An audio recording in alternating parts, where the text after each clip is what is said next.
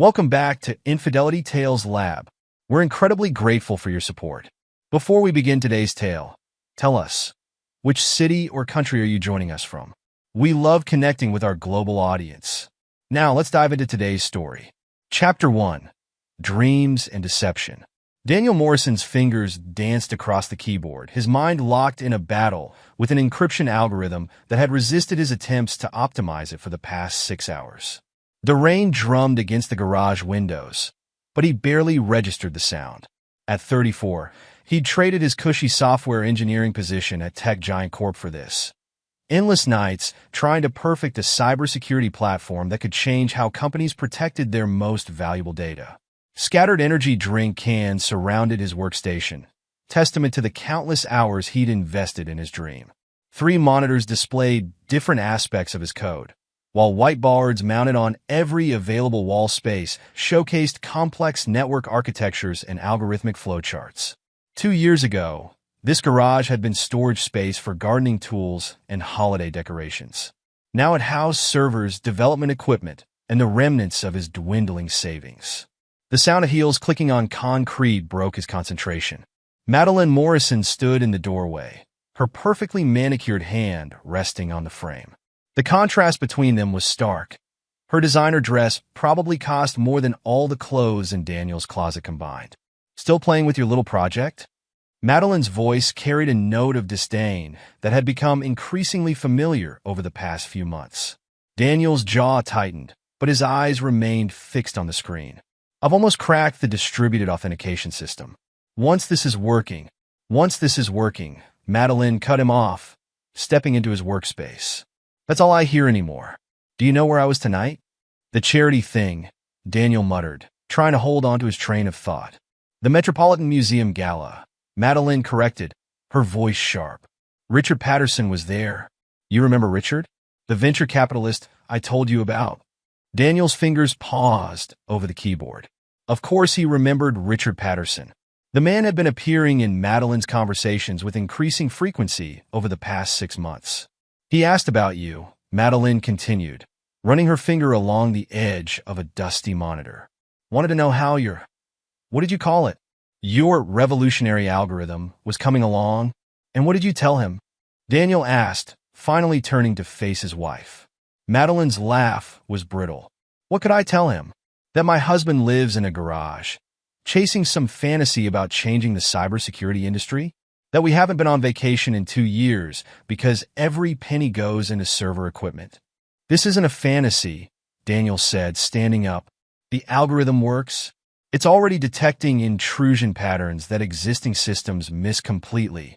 Richard says, I don't care what Richard says, Daniel interrupted, his voice hard. He's not a developer. He wouldn't understand the technical implications. No, but he understands business, Madeline shot back. He manages a billion-dollar venture fund.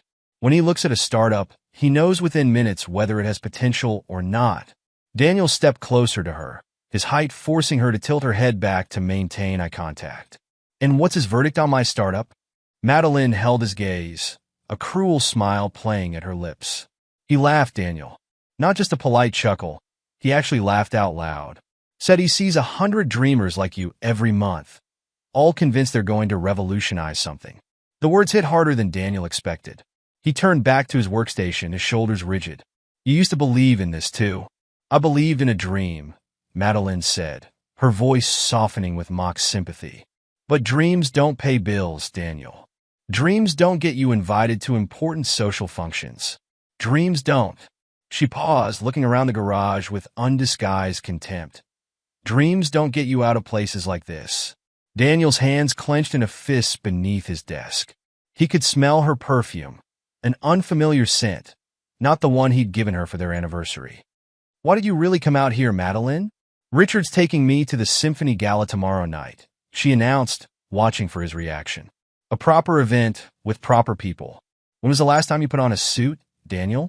When was the last time you did anything except stare at these screens?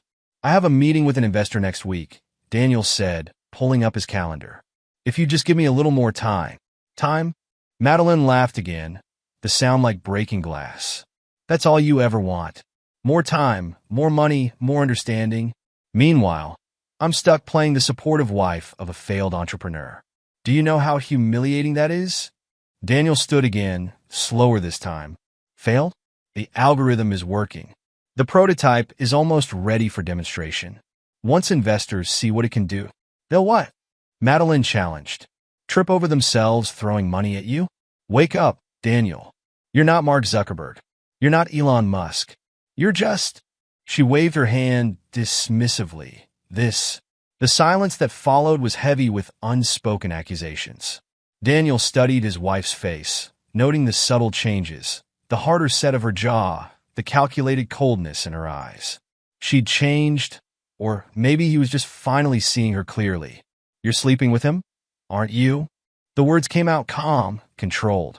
Madeline didn't flinch. Richard understands ambition. Real ambition, not these childish fantasies. Daniel nodded slowly, turning back to his computers. Get out. Excuse me? Get out of my workspace, Daniel repeated, his voice devoid of emotion. Go to your gala. Go to Richard. Just get out. Madeline's heels clicked across the concrete again, pausing at the door. You know what the sad part is? You actually have talent. If you'd just gotten a proper job, played the corporate game like everyone else. She shook her head. But no, you had to chase this ridiculous dream. The door closed behind her with a final click. Daniel sat motionless for several minutes, his mind racing through calculations that had nothing to do with code. When he finally moved, it was to open a new document on his central monitor. Project status update, priority shift. Current security features, functional but basic. New development focus, behavioral prediction algorithms. Target completion, 3 months.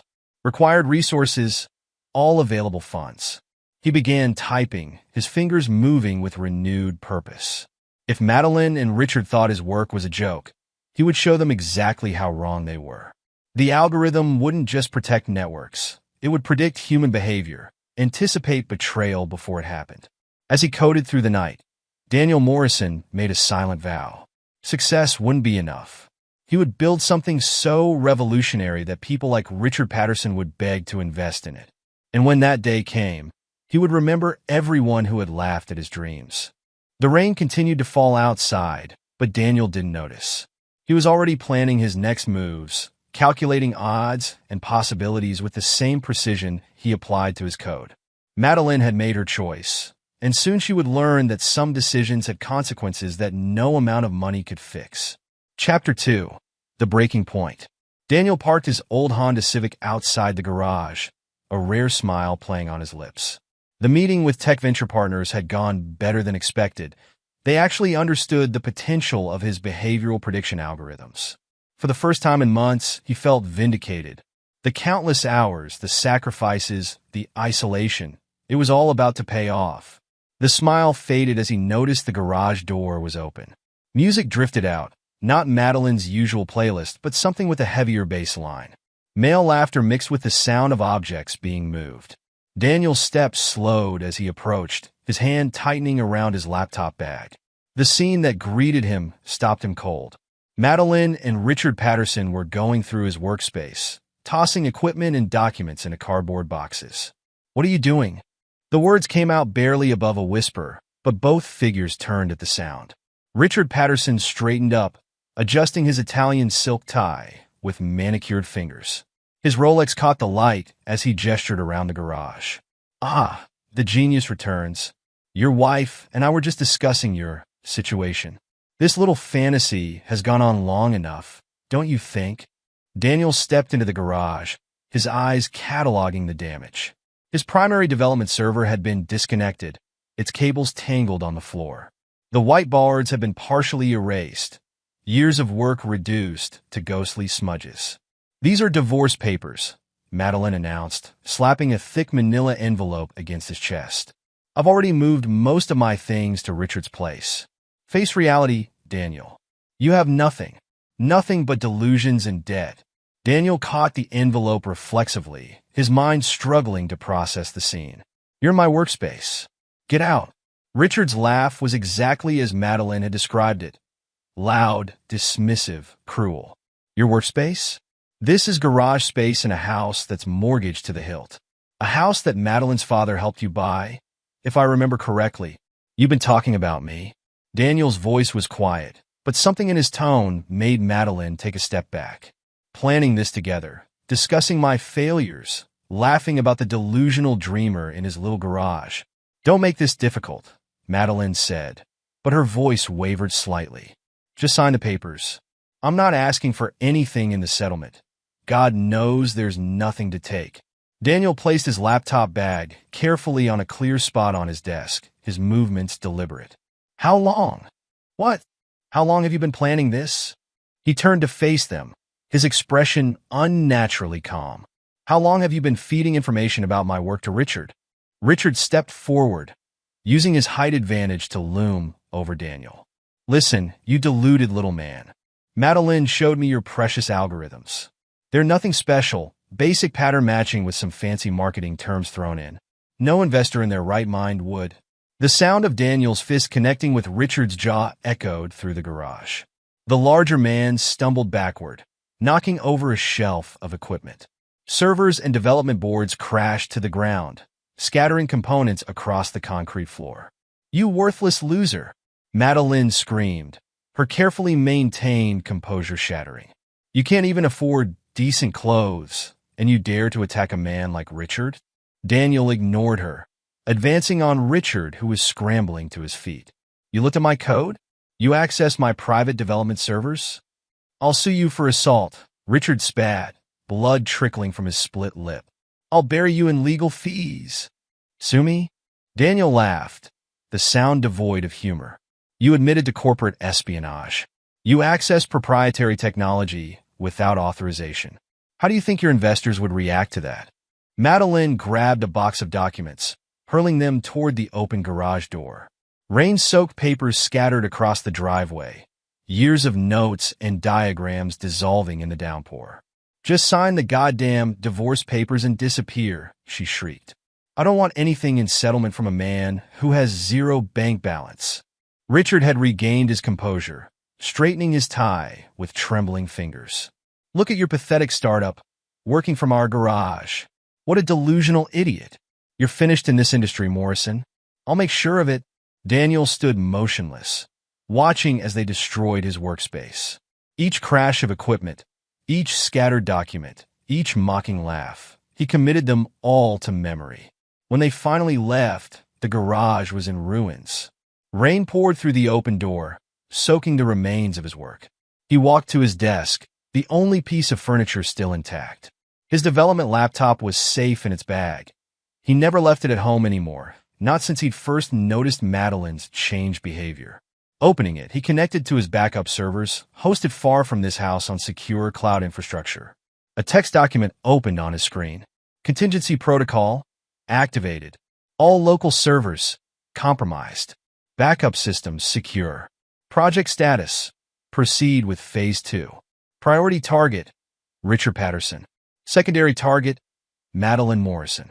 Objective, total destruction. Daniel began typing, his fingers moving with mechanical precision. They thought they had destroyed him, but they had only stripped away his last reservations.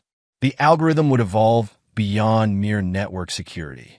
It would become a weapon designed to predict and exploit human weakness. In the ruins of his garage, surrounded by the wreckage of his old life, Daniel Morrison smiled. It wasn't a pleasant expression. It was the smile of a man who had nothing left to lose, and therefore nothing left to fear. The rain continued to fall, washing away the last traces of the man he used to be. In its place, something harder emerged. Someone who understood that true power came from knowing your enemy's weaknesses and having the will to exploit them without mercy. Chapter 3. The Spark of Revolution. Jessica Rodriguez's basement wasn't as sophisticated as his former garage workspace, but it offered something far more valuable: security. The criminal defense attorney had been more than just a college friend. She'd been the first person to truly believe in his vision, even before Madeline. They did you a favor, Jessica said, watching Daniel set up his new development environment. They showed you exactly who they are. Daniel connected another monitor, his movements efficient and purposeful. They showed me more than that. They showed me what the algorithm was missing. Jessica raised an eyebrow, perching on the edge of his new desk. At 40, she carried herself with the confidence of someone who had fought her way up from nothing.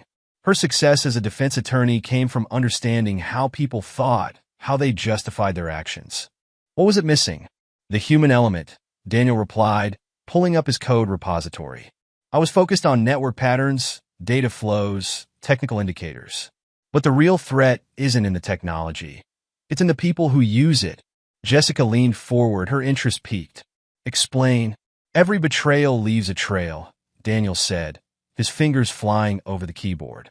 Changes in behavior, communication patterns, financial transactions. If you can analyze enough data points, you can predict human behavior with the same accuracy as network intrusions. That's ambitious, Jessica said carefully, and potentially very dangerous in the wrong hands. Daniel paused his typing, looking up at her. Like Richard Patterson's hands? He's already tried to access my development servers. He's probably looking for anything he can use or sell, which is exactly why we need to think bigger, Jessica replied, a predatory smile spreading across her face. This isn't just about network security anymore. This is about creating something that can predict and prevent betrayal before it happens. Daniel nodded slowly, his mind racing with possibilities. The algorithm could analyze social media patterns, financial records, communication metadata, all public data, nothing illegal. It could build behavioral profiles, identify potential threats, and protect others from going through what you did, Jessica finished. But you'll need help. Connections. People who understand both the technical and human aspects. I had a promising meeting with tech venture partners before Daniel's voice trailed off. Remembering the day, everything fell apart. Jessica waved her hand dismissively. Forget venture capital for now. You need a different kind of investor, someone who understands revenge. Daniel looked at her sharply. I never said anything about revenge. You didn't have to, Jessica replied, standing up. I've defended enough people to know the look. But here's the thing about revenge. It's best served cold, calculated, and completely legal. She walked to her briefcase, pulling out a business card. Catherine Walsh, former FBI behavioral analyst. She's been looking for exactly this kind of project. Daniel took the card, studying it. Why would an FBI analyst be interested in a startup? Because she understands what technology like this could do in the right hands, Jessica said. And because she has her own score to settle with people who underestimated her. Daniel added the card to a new document on his screen. Project Evolution. Core technology, behavioral prediction algorithm. Target markets, cybersecurity, financial institutions, corporate security. Key personnel needed. Behavioral analysis expert. Machine learning specialists. Data scientists. Potential ally. Catherine Walsh, FBI background. Verify intentions. One more thing, Jessica said, heading for the stairs. Richard Patterson's venture capital firm? They're under SEC scrutiny for some questionable trading patterns. Might be useful to know. Daniel watched her leave, then turned back to his screens. The betrayal still burned, but it was becoming something else. A cold, focused determination that sharpened his thoughts. He worked through the night, refining his algorithms to incorporate behavioral analysis. At 3 a.m., fueled by energy drinks and purpose, the breakthrough came. He stared at his code, realizing what he'd created. The algorithm didn't just detect network intrusions. It predicted them by analyzing patterns in human behavior across multiple data sources. Show me, he whispered, initiating a test run. The program pulled publicly available data, social media posts, financial transactions, digital communications metadata. Within minutes, it identified patterns that would have taken human analysts weeks to spot. His phone buzzed, a text from Madeline. He glanced at it without opening. We need to talk about the house. Richard says. Daniel blocked the number without reading further. She'd made her choice, and now he was making his. The algorithm highlighted her recent social media activity, increased posts with location tags at upscale venues, new connections with Richard's business associates, subtle changes in language patterns indicating deception. Hello? A voice called from upstairs. Daniel? You still awake? Jessica descended the stairs, carrying fresh coffee and a stack of papers. I couldn't sleep. Been thinking about your project. Daniel gestured to his screens. Watch this. He ran a demonstration, using anonymized data from one of Jessica's past cases. The algorithm identified behavioral patterns that had preceded corporate espionage attempts. Jessica's eyes widened. How accurate is it? 93% in initial tests, Daniel replied. And it's learning, adapting to new patterns. This isn't just about cybersecurity anymore, Jessica said slowly. This could revolutionize risk assessment, threat prediction, corporate intelligence, Daniel added. Identifying potential insider threats before they act. Jessica set down her coffee, her expression turning serious. Daniel, this is bigger than Richard and Madeline. You realize that, right? He nodded, thinking of the investors who'd dismissed him, the corporate executives who'd called his ideas unrealistic. It was never just about them. They just showed me what people are really capable of. We need to move fast, Jessica said. Once word gets out about what you're building, let them come, Daniel interrupted, his voice hard. They thought I was finished. They thought they'd destroyed everything I'd built. He gestured to his screens, where the algorithm continued its analysis. They have no idea what they've actually created. The basement fell silent except for the hum of servers and cooling fans. Daniel's fingers returned to his keyboard, adding new parameters to his behavioral analysis models. Each line of code was another step toward his goal. Not just success, but the kind of power that would ensure no one could ever dismiss or betray him again. Jessica watched him work, recognizing the transformation taking place. The Daniel Morrison who'd worked in his garage, hoping for validation from investors and his wife, was gone. In his place was someone harder, someone who understood that true power came from seeing people for what they really were. Get some rest, she said finally. Tomorrow we start building your team. Daniel nodded without looking away from his screens. In the dark basement, surrounded by humming servers and glowing monitors, he continued his work. The algorithm grew more complex, more powerful, learning to predict human nature. The rain had stopped outside, but Daniel didn't notice. He was already focused on his next steps, calculating probabilities and planning moves that would reshape not just his future, but the entire landscape of power in the tech world. Madeline and Richard had taught him a valuable lesson about human nature. Now it was time to put that knowledge to use. Chapter 4. Unexpected Allies. Catherine Walsh leaned back in her chair, studying the lines of code on Daniel's screen. Her FBI training had taught her to read people as well as data, and what she saw in both fascinated her. You've created something remarkable here, she said, tapping a manicured nail against her coffee cup. But you're only scratching the surface of its potential. Daniel looked up from his workstation in Jessica's basement. How so? Your algorithm doesn't just detect network intrusions. It predicts human behavior patterns that lead to breaches. Catherine's eyes gleamed with intensity. Do you know how many white-collar crimes follow similar patterns? How many corporate betrayals could be prevented if we could spot the signs early enough? Jessica, who had been quietly observing from the corner, straightened. That's why I connected you too. Catherine doesn't just understand behavioral analysis. She understands what drives people to betray trust. Tell me about Richard Patterson, Catherine said, her tone deliberately casual. Daniel's fingers stopped moving across the keyboard. What about him? I've done my research.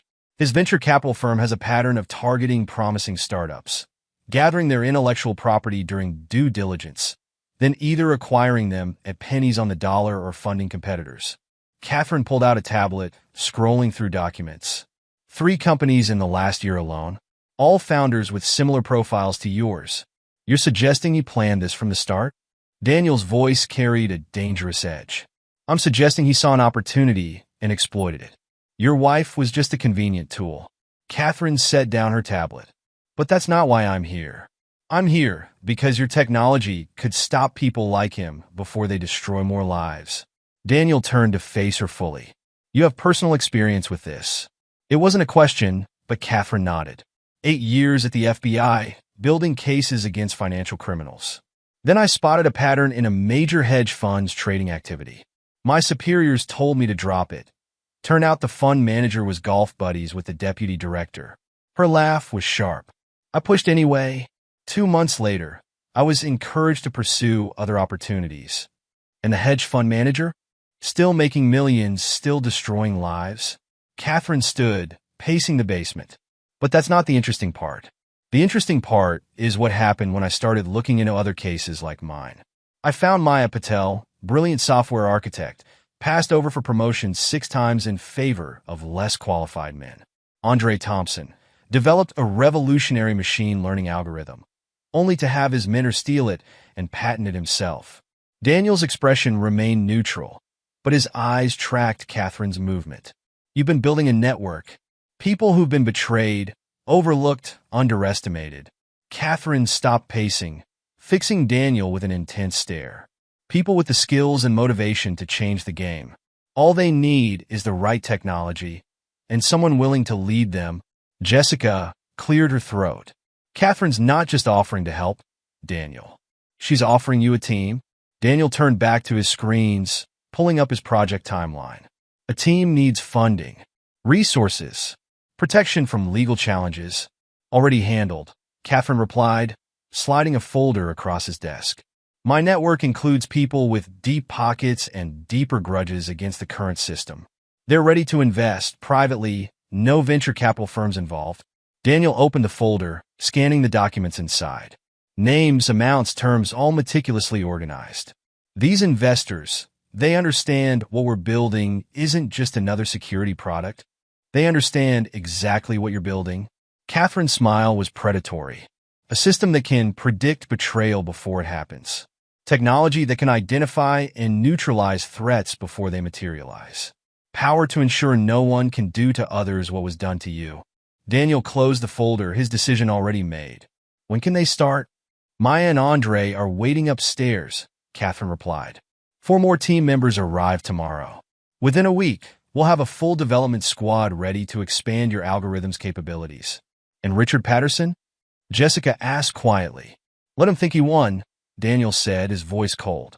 Let him and Madeline celebrate their victory. Success makes people careless, and careless people leave patterns. Catherine nodded approvingly.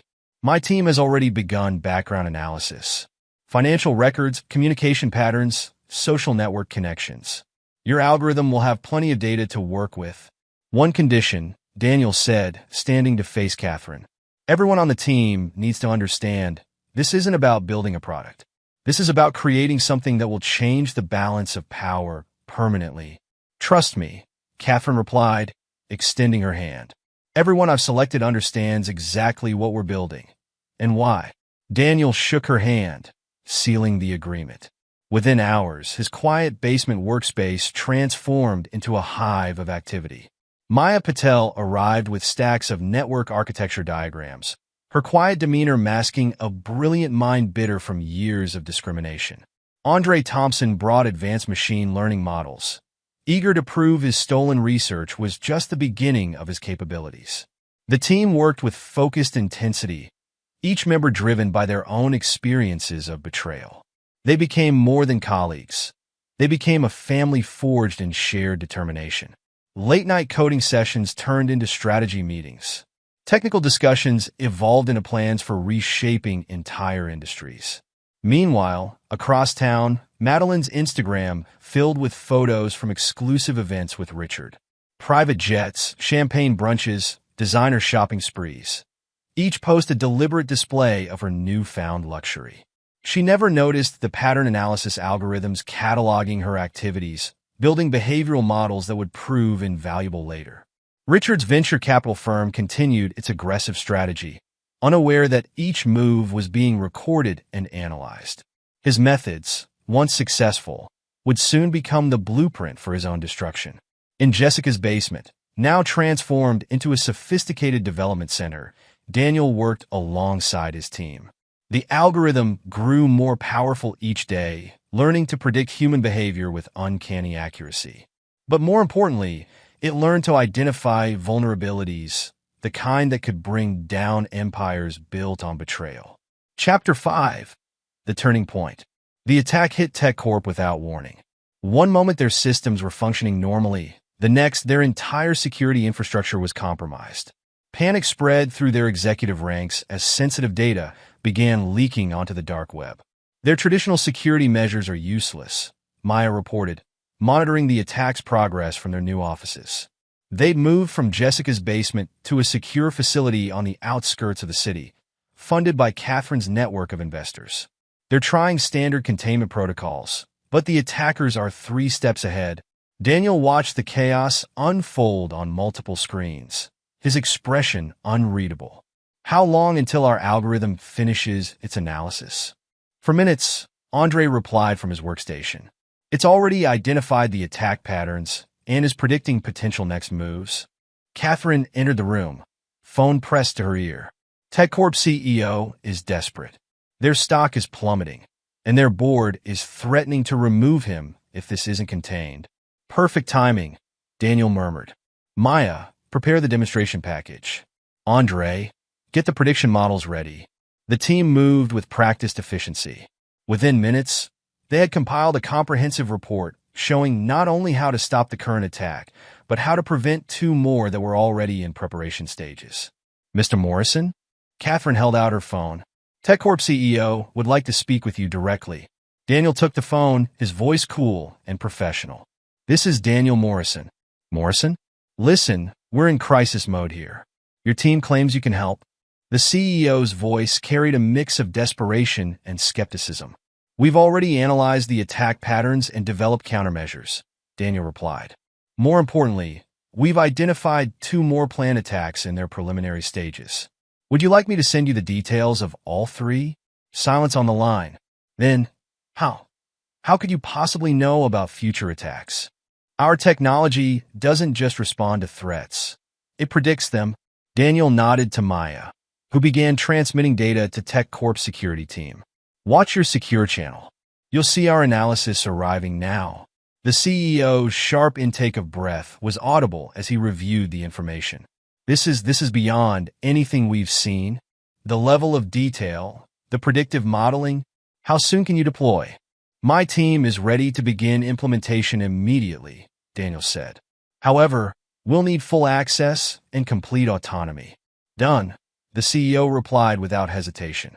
Whatever you need, just stop this attack and prevent the others. Daniel ended the call, turning to his team. Phase 1 complete. Maya, deploy the countermeasures. Andre, start monitoring for system adaptation. Catherine, prepare the media strategy. The next 48 hours became a blur of activity. Daniel's team not only stopped the current attack, but systematically dismantled the infrastructure behind the planned future attacks. TechCorp's stock rebounded as news of the successful defense spread through the tech community. Look at this, Jessica said, entering the office with a stack of newspapers. You're on front page of the Wall Street Journal. Unknown security firm saves tech giant. The phone's been ringing nonstop with interview requests.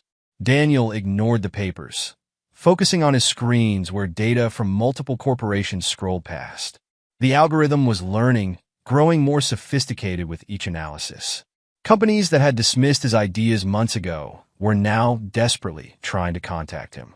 Richard Patterson's firm just tried to schedule a meeting, Catherine announced, a hint of amusement in her voice. They don't realize who owns the company. What did you tell them? Maya asked, looking up from her code. Standard response, we're not accepting new investment inquiries at this time. Catherine's smile was razor sharp, though I did make sure to log the call for future reference. 2 weeks later, the team gathered in their conference room to watch Daniel ring the NASDAQ opening bell. The company's IPO had been oversubscribed 20 times over, pushing the valuation past $2 billion. To the future, Jessica declared, popping champagne as Daniel's image appeared on every financial news network. The team celebrated, but Daniel's mind was already moving to the next phase.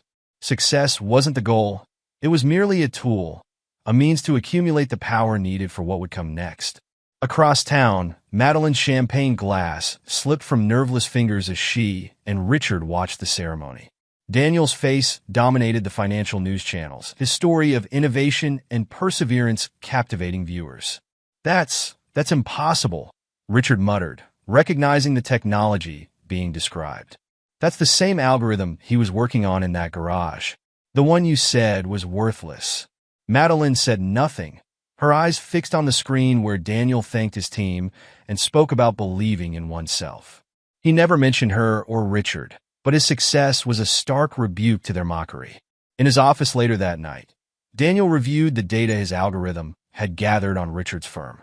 Patterns were emerging, weaknesses that could be exploited, vulnerabilities that could be transformed into weapons. The system identified something interesting, Maya reported, bringing up new analytics. Richard's firm has been making increasingly risky investments, trying to maintain their position in the market. They're vulnerable to the right kind of pressure. Daniel nodded, adding the information to his growing strategic framework. The IPO wasn't an endpoint. It was the beginning of a carefully orchestrated campaign. Richard and Madeline had taught him valuable lessons about power and betrayal. Now it was time to show them exactly how well he'd learned those lessons. Chapter 6. Power Moves. Thomas Reeves studied Daniel from across his mahogany desk, his reputation as a corporate raider evident in his predatory gaze. "Do you know why I asked for this meeting, Mr. Morrison?" "You recognize a kindred spirit," Daniel replied, meeting the older man's stare without flinching. Thomas's laugh was genuine. Direct. "I like that."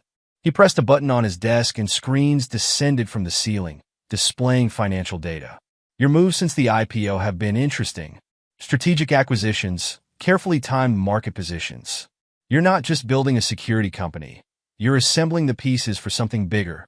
And that interests you?" "What interests me is your real target." Thomas pulled up data on Richard Patterson's venture capital firm. "You're systematically undermining his position in the market. Subtle, elegant. Most people wouldn't notice the pattern. But then, most people haven't spent 40 years studying corporate warfare like I have." Daniel remained silent, waiting.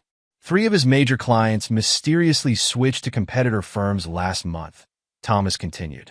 Properties he was negotiating to acquire were purchased hours before his offers could be submitted. Limited partnership opportunities disappeared just as he was about to close them. He leaned forward.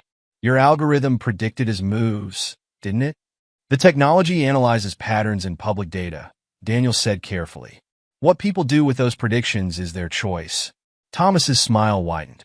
"Getting rich is just the first step, son. True power comes from controlling the game itself." He stood, walking to a wall of photographs showing companies he'd acquired and dismantled. "I see myself in you. The same drive, the same understanding of how power really works." "I'm not interested in corporate raiding," Daniel stated. "No, you're interested in something far more sophisticated." Thomas returned to his desk. "You're building a system that can predict and influence human behavior on a massive scale. The security applications are just the surface. The real potential is in shaping markets, controlling information flows, directing human decisions without them even realizing it." Daniel leaned forward slightly. "And you want to help?" "I want to mentor you," Thomas corrected. "Your technical skills combined with my decades of experience in corporate warfare, we could reshape entire industries." He paused, studying Daniel's reaction. "But first, tell me about Richard Patterson. What's your real plan for him?" "Catherine said you'd ask about that." Daniel pulled out his tablet, bringing up detailed analytics. "Richard's firm is already struggling. SEC scrutiny, failed investments, losing clients. But that's not enough. You want to destroy him completely." "I want to make him irrelevant," Daniel corrected. "Him and everyone who thought they could dismiss me as a deluded dreamer in a garage." Thomas nodded approvingly. "The best revenge isn't just about destruction. It's about transformation. Turning your enemy's strengths into weaknesses, their confidence into doubt." He pressed another button, bringing up new data. "I can help you accelerate the process. My network, my influence, combined with your technology's predictive capabilities." "What's your price?" "Price? No, Daniel, this isn't about money." Thomas's expression turned serious. "This is about legacy. I've spent decades accumulating power, but I've never seen anything with the potential of your algorithm. Help me understand it. Let me guide your strategic moves, and I'll help you build something that will change the fundamental nature of power itself." Daniel considered the offer, his mind already calculating probabilities and outcomes. Thomas Reeves wasn't just offering mentorship. He was offering access to decades of accumulated influence and intelligence. "Catherine's team has identified leverage points in Richard's operation," Daniel said finally. "Vulnerabilities that could be exploited with the right pressure applied at the right time." "Show me," Thomas commanded. The screens filled with data as Daniel outlined his strategy. Richard's firm had a pattern of high-risk investments, often betting heavily on specific market sectors. With the right manipulation of public information and careful timing of market moves, those patterns could be turned into traps. Thomas listened intently, occasionally asking sharp questions that revealed his deep understanding of corporate warfare. As Daniel explained each phase of his plan, the older man's expression grew, increasingly pleased.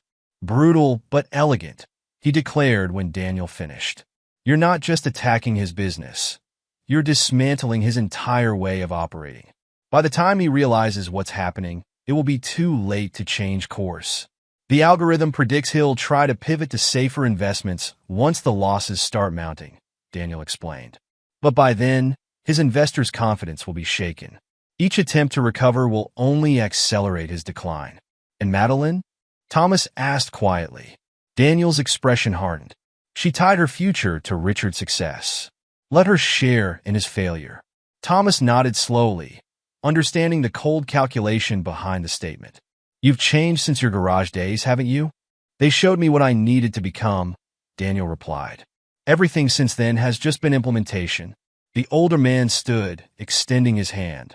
Then let's begin your education in real power. Lesson 1. When you're hunting big game, timing is everything. Daniel shook his hand, sealing their alliance. As he left Thomas's office, his phone buzzed with a message from Catherine. Richard's firm had just lost another major client. The pieces were falling into place, each move bringing him closer to his goal. Over the next weeks, Daniel absorbed Thomas's lessons in corporate strategy like a sponge. They met regularly, analyzing market movements and planning strategic acquisitions. Each move was calculated to strengthen Daniel's position while subtly undermining Richard's operations.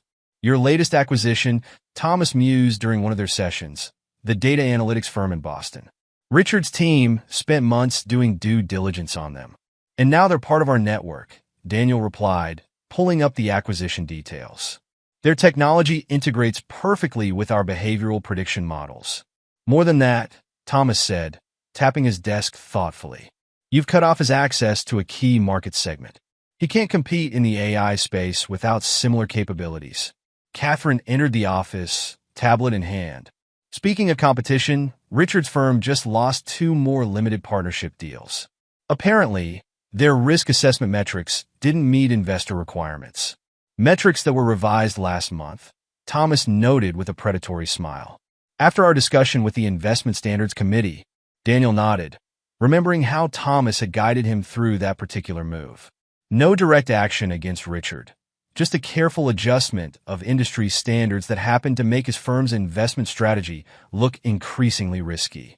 Maya's team has something interesting, Catherine continued, pulling up new data.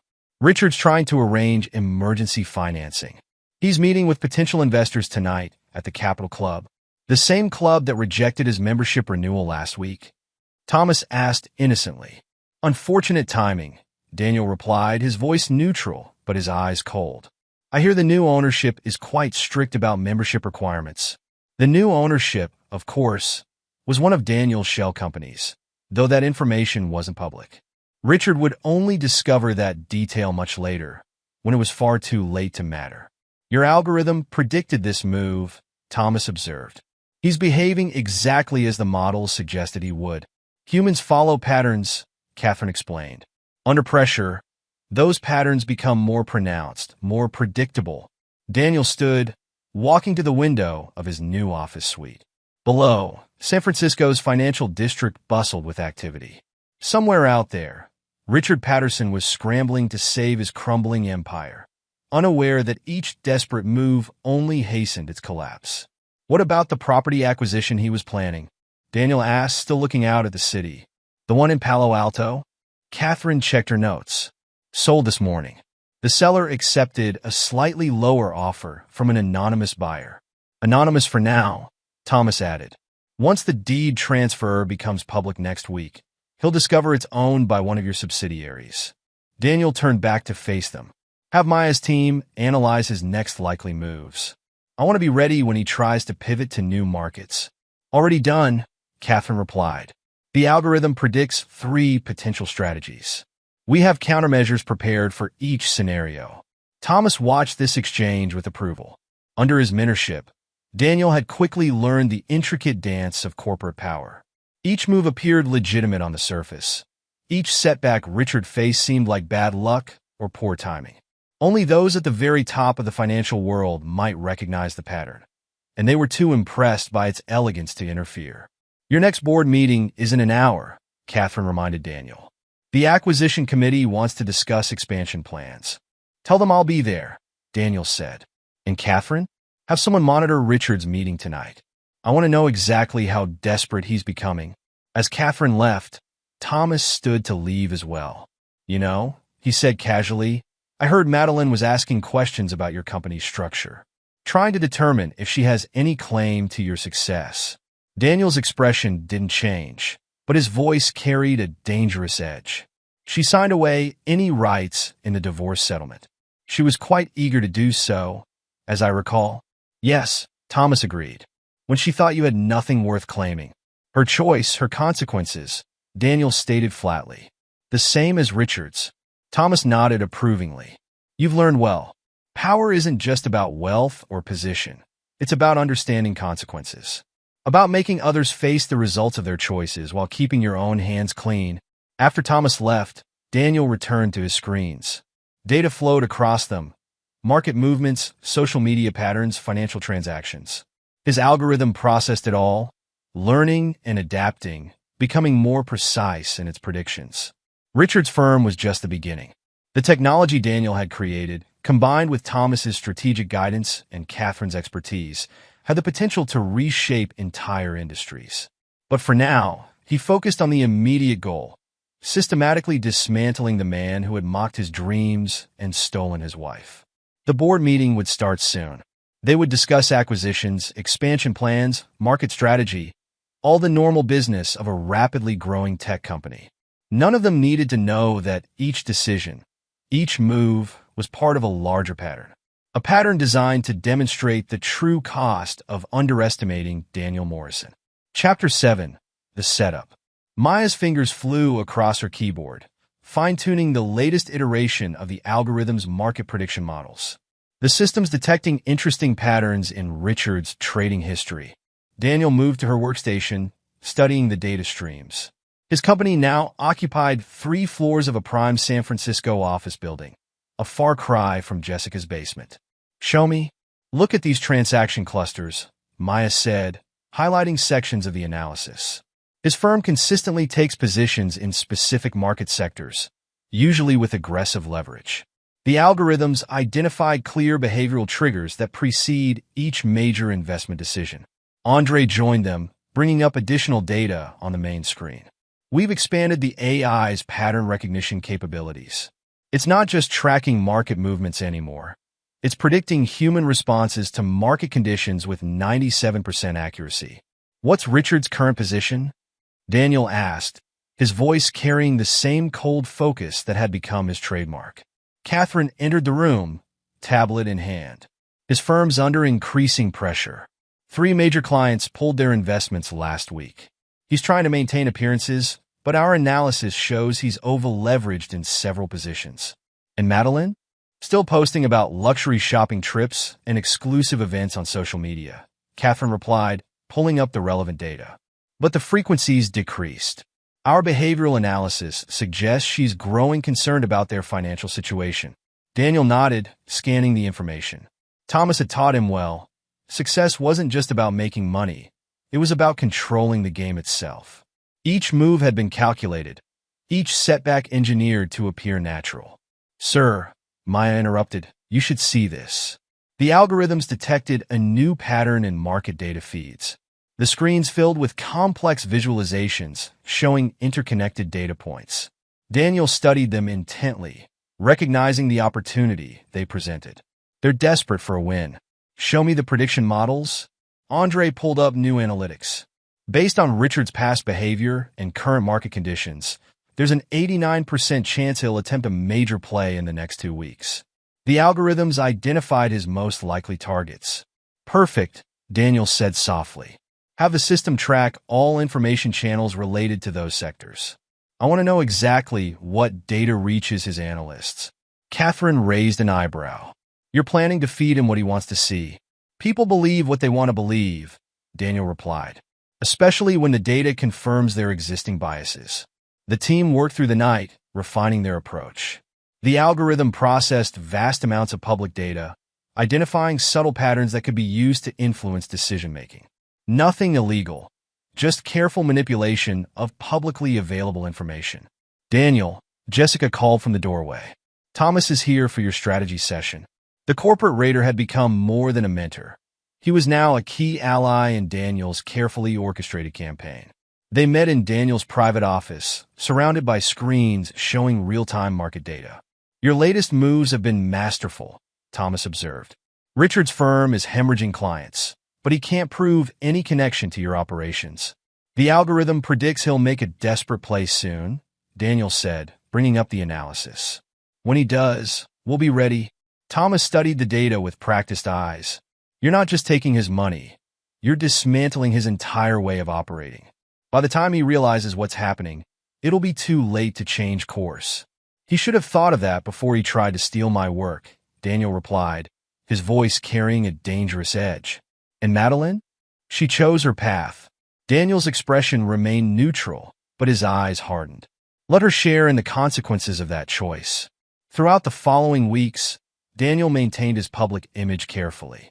He donated generously to educational causes, funded technology programs in underprivileged areas, and became known for giving opportunities to overlooked talent.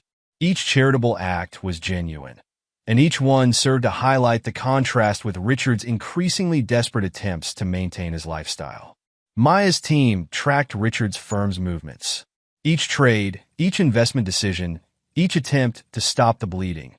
All of it fed into the algorithm's learning models, making his predictions more accurate.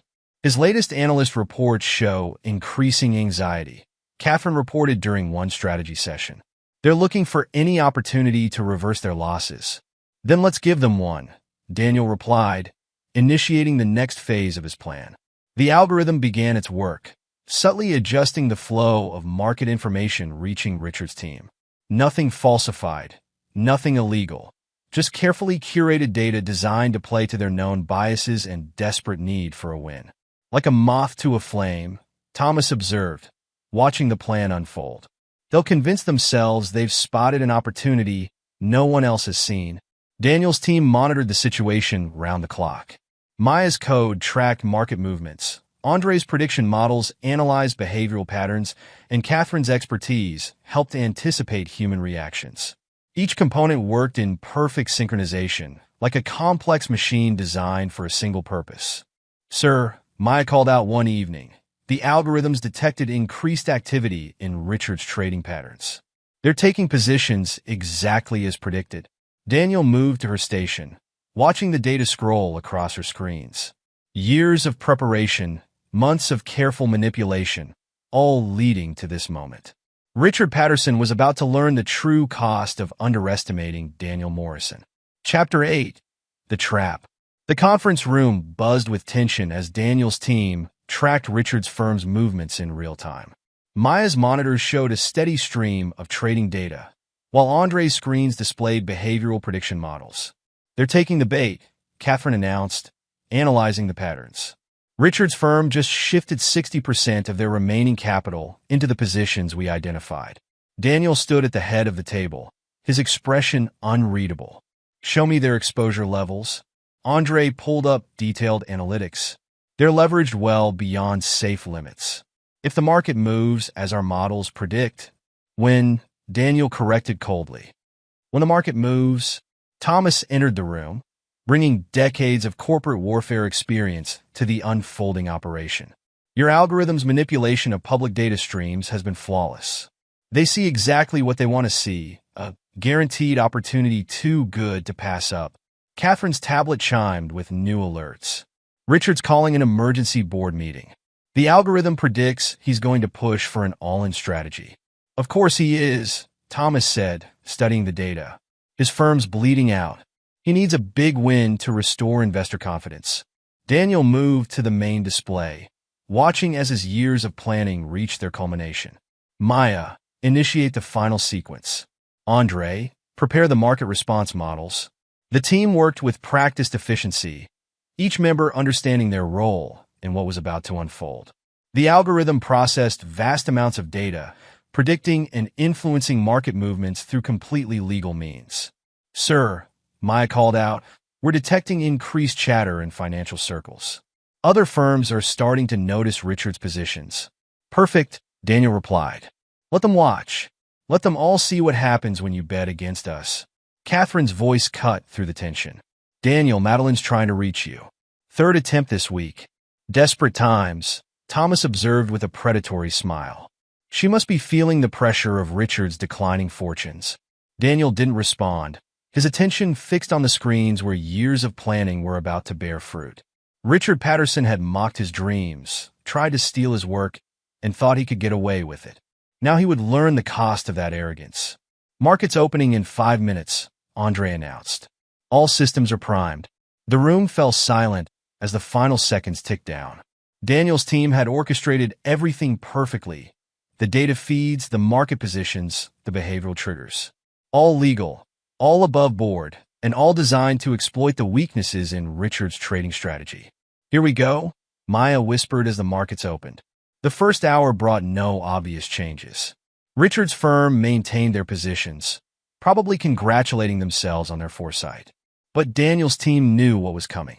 Pattern recognition algorithms detecting increased selling pressure in their key sectors, Andre reported. Exactly as predicted, Catherine monitored the behavioral feeds. Richard's analysts are starting to show signs of concern, but he's dismissing their warnings. His ego won't let him admit he might be wrong. The second hour brought the first cracks. Small at first, minor price movements, subtle shifts in market sentiment. Richard's firm could still have pulled back, could have limited their losses. He's doubling down, Maya announced, tracking their trades. Borrowing more capital to maintain their positions. Thomas laughed softly. Pride comes before the fall. He's doing exactly what your algorithm predicted he would. By hour 3, the trap was fully sprung. The markets moved against Richard's positions with increasing momentum. Each attempt to stabilize their losses only made things worse. Sir, Catherine called out, you need to see this. Richard's investors are starting to panic. They're demanding immediate explanations for the firm's strategy. Daniel moved to her station, reading the incoming data. Years of careful planning, months of precise manipulation, all coming together in a symphony of destruction. Maya, show me their total exposure. The numbers appeared on the main screen, telling a story of impending disaster. Richard's firm had bet everything on being right, had leveraged themselves to the breaking point. They're finished, Thomas declared, studying the data. Even if they liquidate everything now, the losses will be catastrophic. Andre's voice cut through the room.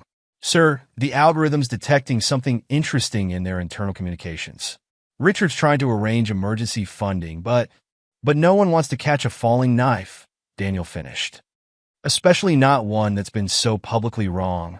The rest of the day unfolded like a carefully choreographed performance. Richard's firm tried desperately to stem their losses, but each move only dug them deeper. By closing bell, the damage was beyond repair. Final numbers coming in, Maya reported. Their main fund is down 70%. Most of their investors are demanding immediate withdrawal. Catherine checked her tablet. SEC is already asking questions about their risk management practices. 3 board members have resigned. And Richard? Daniel asked quietly. Calling everyone he knows, trying to arrange bailout funding. Catherine's smile was cold. But your algorithm predicted this. We've spent months quietly warning potential saviors about the firm's problems. No one will touch them now. Thomas placed a hand on Daniel's shoulder. Masterfully done. You didn't just take his money. You destroyed his credibility. In this business, that's a death sentence. Daniel nodded, watching the aftermath unfold on his screens. Richard Patterson had thought he could steal someone else's work and get away with it. He had laughed at the idea that a deluded dreamer could pose any threat to him. Maya, maintain surveillance on their operations. I want to know every move they make as they fall apart. Andre, keep the prediction models running. Show me how they'll try to recover. And Madeline? Catherine asked softly. She tied her fortune to his, Daniel replied, his voice devoid of emotion. Let her share in his fall. The team worked late into the night, monitoring the chaos they'd created. Richard's firm was imploding, its reputation in tatters, its future destroyed. And through it all, Daniel Morrison watched with the cold satisfaction of a man who had waited years for this moment. This wasn't just revenge, it was justice, served in technological sophistication. Richard Patterson had thought he was untouchable, had believed his position and wealth made him invulnerable. Now he would learn what Daniel had known all along. In the modern world, true power belonged to those who could control and predict human behavior. And no one did that better than the man they had once dismissed as a worthless dreamer. Chapter 9. The New Order. 1 year to the day after the garage incident, Daniel stood at the podium in San Francisco's most prestigious conference center. The audience, a who's who of tech industry leaders and financial power brokers, hung on his words as he discussed innovation and resilience. The future belongs to those who refuse to accept artificial limitations, he declared, his voice carrying authority earned through battle. Today, I'm announcing the creation of the Morrison Foundation for Innovation and Ethics. The screens behind him displayed the foundation's mission statement, identifying and supporting entrepreneurs who had faced betrayal and discrimination. The irony wasn't lost on those who knew the full story. Our first initiative, Daniel continued, will be the conversion of 555 California Street into a startup incubator. He paused, allowing the significance to sink in. The building had previously housed Richard Patterson's venture capital firm. Jessica, sitting in the front row, smiled at the perfect symmetry of it all. The man who had tried to destroy Daniel's dreams would now unknowingly contribute to fulfilling the dreams of others. Catherine approached the podium as Daniel finished, tablet in hand. Security reports Madeline tried to enter through the VIP entrance. She's been escorted out. Daniel nodded slightly, continuing his conversation with a group of tech CEOs. From the conference center windows, he could see his ex-wife being led away by security, her designer dress a pale imitation of her former sophistication. The foundation's first class of entrepreneurs has been selected, Catherine continued. 20 brilliant innovators, all with stories of betrayal and discrimination. Maya and Andre are designing a specialized mentorship program. The symbolism was perfect, transforming his personal revenge into a force for positive change. Each entrepreneur the foundation supported would be living proof of Richard and Madeline's short-sightedness. Thomas joined them, watching the scene with appreciation. You've created something remarkable here. Not just the technology or the wealth. You've changed the fundamental rules of power. Daniel's team had transformed his algorithm into something far beyond its original scope. It now predicted and influenced human behavior across multiple domains, all through legal analysis of public data. Sir, Maya interrupted, approaching with fresh analytics. The algorithms detected interesting patterns in London's financial sector. Seems Richard's attempting to rebuild his career there. Show me, Daniel commanded, moving to a private room where screens displayed the data. The analysis was clear. Richard had managed to arrange interviews with several firms, trying to trade on what remained of his reputation. But Daniel's foundation had already established partnerships with major business schools, including a case study program focused on ethical business practices. The case study on betrayal and innovation has been particularly popular, Catherine reported with a predatory smile. Required reading in most top MBA programs now. And the firms Richard's approaching? Daniel asked, all staffed by graduates who've studied that case study in detail. Catherine's satisfaction was evident. Even if they don't make the connection explicitly, the lessons about trust and consequences are clear. The conference continued around them, but Daniel's team remained focused on their true work. Maya monitored data streams, Andre refined prediction models, and Catherine coordinated their network of influences. The boutique Madeline's managing, Thomas mentioned casually. Interesting location choice. Daniel's lip curled slightly. The building had recently been acquired by one of his investment companies, a fact Madeline would discover only when it became relevant to his plans. The foundation's ethics curriculum launches next semester, Jessica reported, joining them. The response from business schools has been overwhelming. Daniel nodded, satisfaction evident in his bearing. He had transformed his revenge into a legacy, creating institutions that would shape the next generation of business leaders. Each graduate would carry forward the lessons learned from Richard and Madeline's mistakes. Sir, Maya called out, final analytics on Richard's London prospects.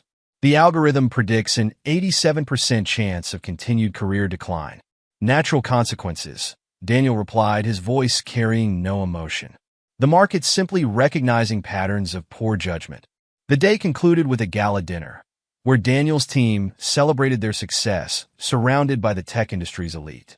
Through the windows, they could see Madeline standing on the sidewalk, watching the celebration she wasn't permitted to join.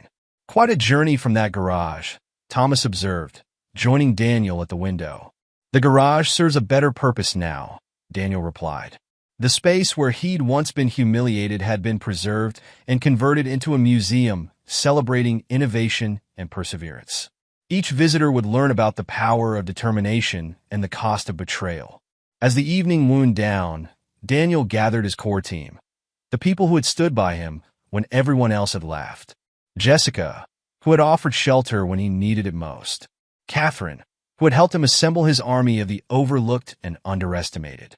Maya and Andre, whose brilliant minds had helped transform his algorithm into something revolutionary. To the future, Jessica proposed, raising her glass. To consequences, Catherine added with a knowing smile. Daniel looked out over the city he now quietly controlled, thinking of the man in the garage he had once been. Richard and Madeline had thought they could dismiss him, had believed their betrayal would go unpunished.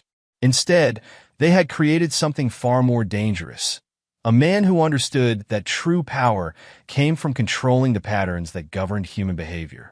The Foundation's next phase begins tomorrow, Catherine announced, checking her tablet. We've identified 30 more entrepreneurs who've faced similar betrayals. Each one a reminder, Thomas added, of the price of underestimating those they thought they could dismiss. Daniel moved away from the window, addressing his team. Expand the algorithm's reach. I want predictive models for entire market sectors. Show me patterns nobody else can see. Maya nodded, already formulating new code structures. We'll need to enhance the behavioral analysis components. Done, Andre replied. I've been working on advanced pattern recognition modules. Jessica watched the exchange with satisfaction. The small team that had started in her basement had grown into something unprecedented, a force that could reshape industries while maintaining perfect deniability. Richard's last attempt at securing a position in London failed, Catherine reported. The partners were particularly interested in our case study on ethical business practices. And Madeline? Thomas asked, though he already knew the answer. Managing a boutique, Daniel replied, his voice carrying no emotion. In a building that will serve a different purpose once our retail sector initiatives begin. The message was clear to everyone who knew the truth. Success wasn't just about wealth or power. It was about creating systems that ensured justice would always be served, even if it took years to manifest. To the next phase, Daniel proposed, raising his glass. His team joined the toast, each understanding their role in what was to come.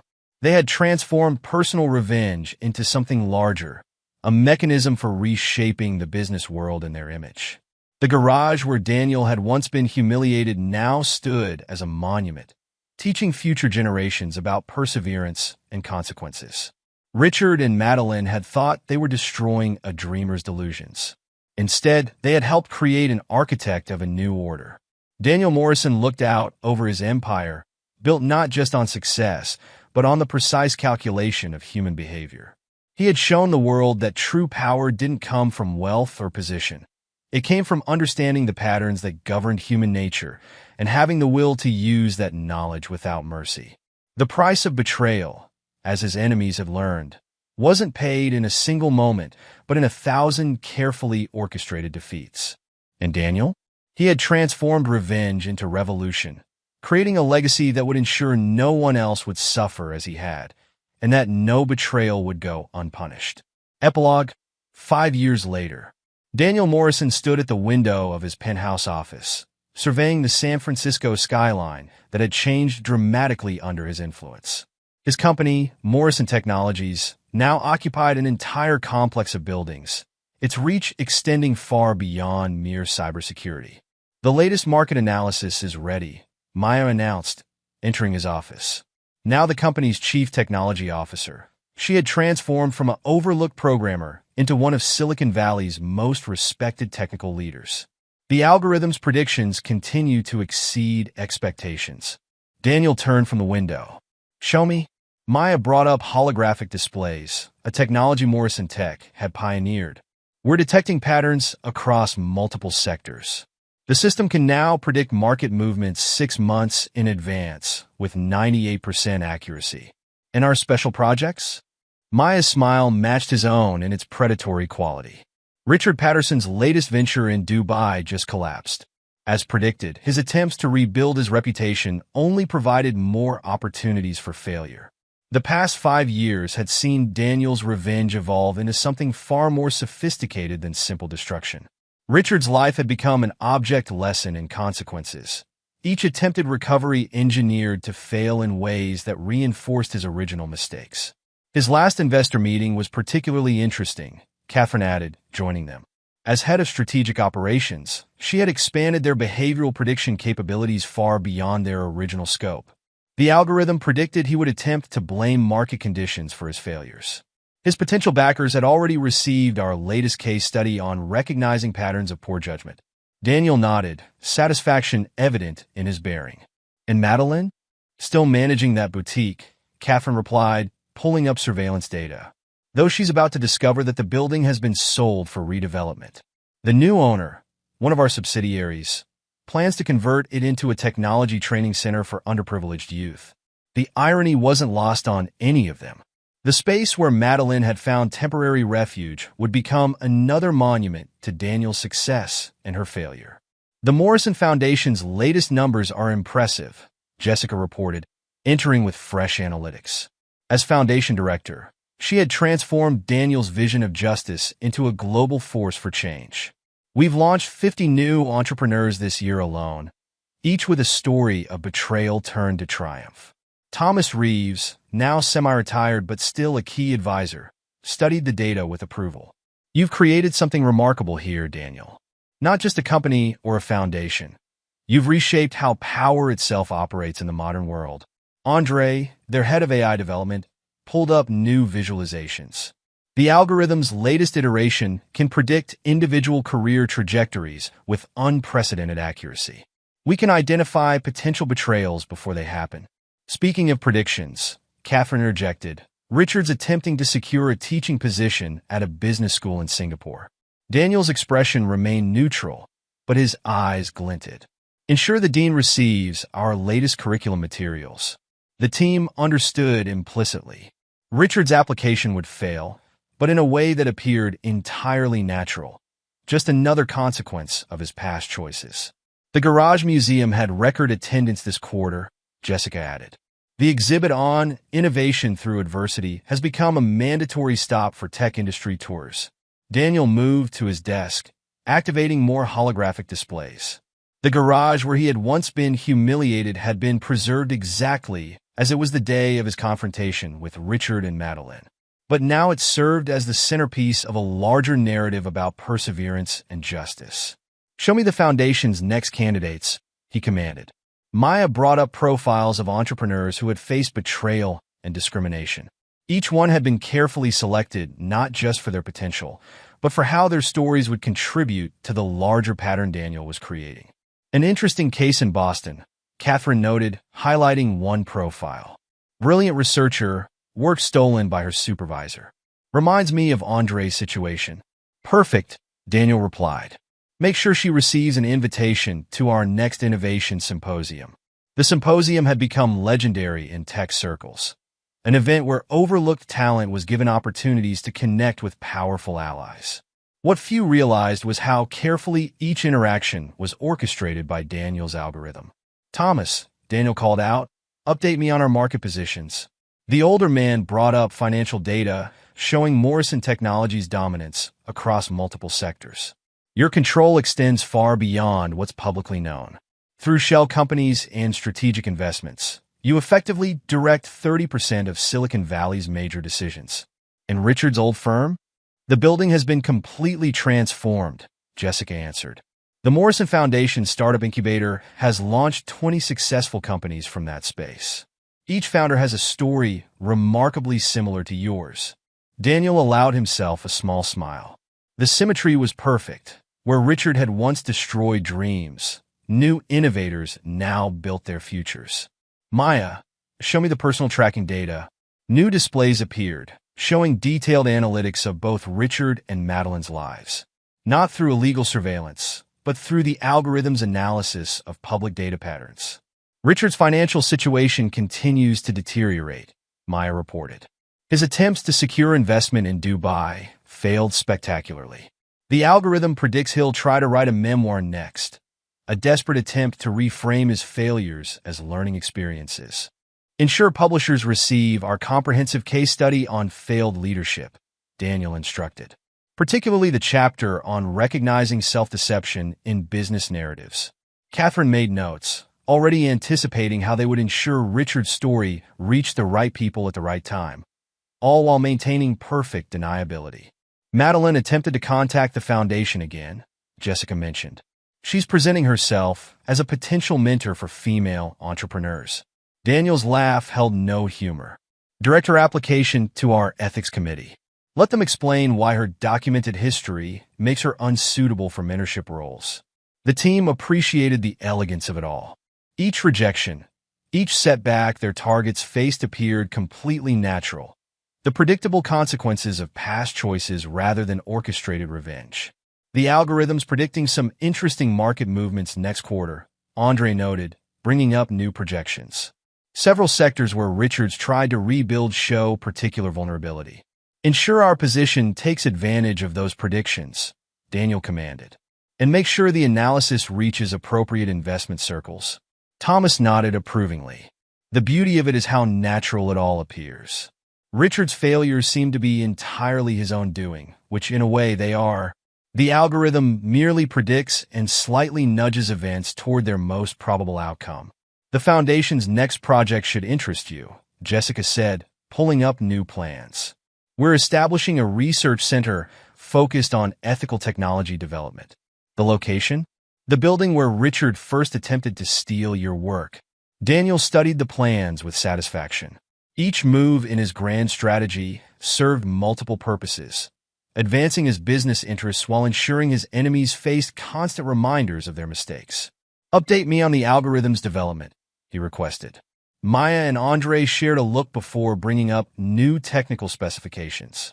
We've expanded its predictive capabilities beyond market behavior, Maya explained. It can now identify potential betrayals in any organizational structure, allowing preemptive action. Several major corporations have already implemented our loyalty analysis tools, Andre added. They don't realize the full scope of what they're using, of course. Catherine brought up surveillance feeds showing the boutique where Madeline worked. The redevelopment notice goes out next week. The algorithm predicts she'll attempt to leverage old social connections to find a new position. Those connections no longer exist, Daniel stated flatly. Ensure our social pattern analysis reaches potential employers. The team understood. Madeline would discover that her past choices had consequences far beyond her failed marriage. Each attempt to rebuild her life would run into carefully constructed barriers, all appearing to be natural results of her own actions. The museum's new wing opens next month, Jessica reported. The exhibit on digital ethics and innovation features a detailed exploration of how betrayal in the tech industry often leads to long-term failure. Richard's career serves as an anonymous case study, Thomas added with a predatory smile. His pattern of behaviors, decisions, and their inevitable consequences, all presented as an objective analysis of poor business judgment. Daniel moved back to the window, surveying his domain. In 5 years, he had transformed personal revenge into a systematic reformation of how power operated in the business world. His algorithm didn't just predict behavior. It shaped it, creating patterns that ensured justice would always be served. Maya, initiate the next phase, he commanded. I want the system's influence expanded to new sectors. Already in progress, she replied. The algorithm's learning capabilities have evolved beyond our initial projections. It now recognizes patterns we never programmed it to detect. Catherine checked her tablet. Richard's latest loan application was denied. The algorithm predicted this would trigger another attempt to contact his old network.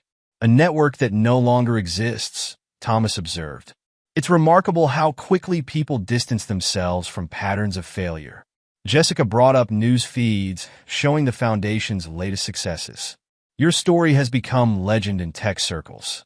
The Garage Museum hosts daily tours, each visitor learning about the price of underestimating driven individuals. Daniel nodded, satisfaction evident in his bearing. Show me the next generation. Displays filled with profiles of promising innovators, each chosen by the algorithm for their potential and their experiences with betrayal. The Morrison Foundation would provide them opportunities, while the system ensured those who had wronged them faced natural consequences. We've identified a pattern in failed executives' attempts to rebuild their careers, Andre reported. The algorithm now predicts their likely moves with 99% accuracy. Like a chess game where we can see 20 moves ahead, Thomas added. While they still think they're playing checkers. The team worked late into the night, each member understanding their role in maintaining and expanding Daniel's vision. They had transformed revenge into revolution, creating systems that ensured justice would be served not through direct action, but through the inevitable consequences of choices. Richard Patterson, once a powerful venture capitalist, now served as a cautionary tale in business schools worldwide. His attempts to rebuild his career provided constant opportunities to reinforce the lessons about betrayal and consequence. Madeline, who had once mocked Daniel's dreams, found herself trapped in an existence that was comfortable enough to be endurable, but far below her previous status. Each attempt to reclaim her former life met with polite but firm rejection. And Daniel? He had transcended mere revenge, creating something far more powerful. His algorithm didn't just predict the future, it shaped it, ensuring that patterns of betrayal would always lead to patterns of justice. The garage where his enemies had once humiliated him now stood as a monument, teaching future generations that true power came not from wealth or position, but from understanding and controlling the patterns that governed human behavior. 5 years had transformed a personal vendetta into a revolution in how power operated in the modern world. And somewhere in London, Singapore, and Dubai, those who had thought they could destroy Daniel Morrison's dreams were learning that their own dreams would forever remain just out of reach.